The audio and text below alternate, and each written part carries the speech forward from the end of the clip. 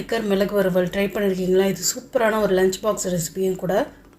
இது செய்கிறதுக்கு ஒரு கடாயில் 2 ஸ்பூன் எண்ணெய் விட்டுட்டு சோம்பு கருவேப்பிலை போட்டு தாளிச்சிக்கோங்க. இதோட ஒரு வெங்காயம் கட் பண்ணி சேர்த்துருக்கேன் பொடியாக. அதை சேர்த்து நல்லா வதக்கிக்கோங்க. நல்லா செவந்து வந்ததுக்கப்புறம் நான் 1 ஸ்பூன் இஞ்சி பூண்டு பேஸ்ட்டு சேர்த்துருக்கேன். அதையும் அரை தக்காளி சேர்த்துக்கோங்க. தக்காளி ரொம்ப சேர்த்துடாதீங்க. இதோட 1/2 ஸ்பூன் அளவுக்கு உப்பு சேர்த்து நல்லா வதக்கிக்கோங்க. இப்போ மிளகாத்தூள் 1/2 ஸ்பூன், மல்லித்தூள் 1/2 ஸ்பூன் அளவுக்கு சேர்த்துக்கிறேன். மஞ்சள்தூள் சேர்த்திங்கன்னா கலர் மாறிடும், அதனால் இது மட்டும் சேர்த்துக்கிறேன். இதோட கொஞ்சமாக தண்ணி சேர்த்து இதை நல்லா வதக்கிக்கோங்க. ஒரு 2 நிமிஷம் நல்லா கொதிக்கட்டும். இப்போ இதோட நான் மீல் மேக்கரை சுடுதண்ணியில் போட்டு எடுத்துகிட்டு 2 தடவை அலசிட்டு தண்ணி இல்லாமல் பிழிஞ்சு எடுத்து வச்சுருக்கேன். இதையும் இதோட சேர்த்து மிக்ஸ் பண்ணிக்கோங்க. இது ஒரு நிமிஷம் நல்லா வதக்குனதுக்கப்புறம் திக்கான தேங்காய் பால் எடுத்து வச்சுருக்கேன். அதை சேர்த்திங்கன்னா இந்த ரொம்ப காட்டம் இல்லாமல் நல்லாயிருக்கும்.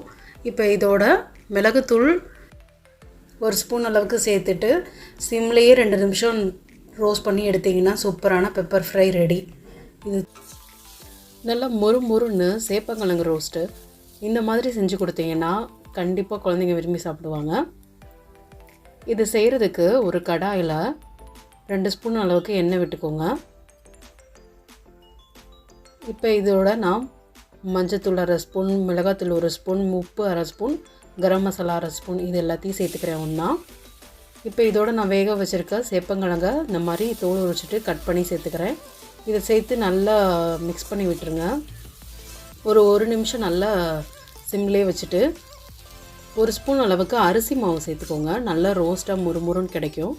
இந்த மாதிரி இது எல்லாத்தையும் தனியாக பிரித்து விட்டு நல்லா கிளறி விட்டுக்கோங்க. இது சிம்லேயே ஒரு 2 நிமிஷம் வச்சு எடுத்திங்கன்னா சேப்பங்கிழங்கு ரோஸ்ட்டு ரெடி ஆகிடும். இதோடய நான் கருவேப்பிலை போட்டுக்கிறேன். இது லெமன் ரைஸ், சாம்பார் சாதம், தயிர் சாதம் எல்லாத்துக்கும் ரொம்ப நல்லாயிருக்கும். இதில் நிறைய ஹெல்த் பெனிஃபிட்ஸ் இருக்குது. இது நிறைய பேர் விரும்பி சாப்பிட மாட்டாங்க. இந்த மாதிரி செஞ்சிங்கன்னா கண்டிப்பாக எல்லோரும் சாப்பிடுவாங்க. ட்ரை பண்ணி பாருங்கள். கோவக்காய் வறுவல் எப்படி செய்கிறதுன்னு பார்க்கலாம். ஒரு கடாயில் 2-3 ஸ்பூன் தேங்காய் எண்ணெய் விட்டுக்கோங்க. இப்போ இதில் கடுகு போட்டு தாளிச்சிட்டு கருவேப்பிலையும் போட்டு தாளிச்சிக்கோங்க. இதோட கோவக்காவை இந்த மாதிரி நீல வாக்கில் கட் பண்ணி சேர்த்துக்கோங்க. டிஃப்ரெண்ட்டாக டேஸ்ட் நல்லாயிருக்கும். இதை நல்லா எண்ணெயிலேயே ஒரு 2 நிமிஷம் நல்லா வதக்கி விட்டுக்கோங்க. இப்போ இதில் மஞ்சத்தூள் 1/2 ஸ்பூன், உப்பு 1/2 ஸ்பூன் சேர்த்து மிக்ஸ் பண்ணிக்கோங்க. பெருங்காயத்தூள் சேர்த்துக்கோங்க. இதோட இஞ்சி பூண்டு பேஸ்ட் 1/2 ஸ்பூன், இல்லைன்னா பூண்டு சட்னி வச்சுருந்திங்கன்னா அதை சேர்த்துக்கோங்க. இப்போ கோவக்காய் நல்லா வெந்துருச்சு. இதுக்கப்புறம் நம்ம மிளகாத்தூள் 1 ஸ்பூன் அளவுக்கு சேர்த்துக்கிறேன். இது எல்லாத்தையும் நல்லா வதக்கி விட்டுட்டு மூடி போட்டு ஒரு 2 நிமிஷம் வேக வச்சு எடுத்துக்கோங்க. தண்ணி எதுவுமே சேர்க்க வேணாம். இதிலே கோவக்காய் நல்லா வெந்துடும்.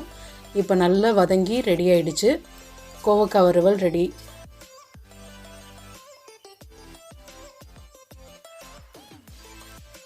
லஞ்ச் பாக்ஸ் பேக் பண்ணணுன்னு நினைக்கும் போது டக்குன்னு ஞாபகம் வருது இந்த பொட்டேட்டோ ஃப்ரை தான். அதை ஒரே மாதிரி செய்யாமல் கொஞ்சம் டிஃப்ரெண்ட்டாக செஞ்சு கொடுத்தீங்கன்னா சூப்பராக இருக்கும்.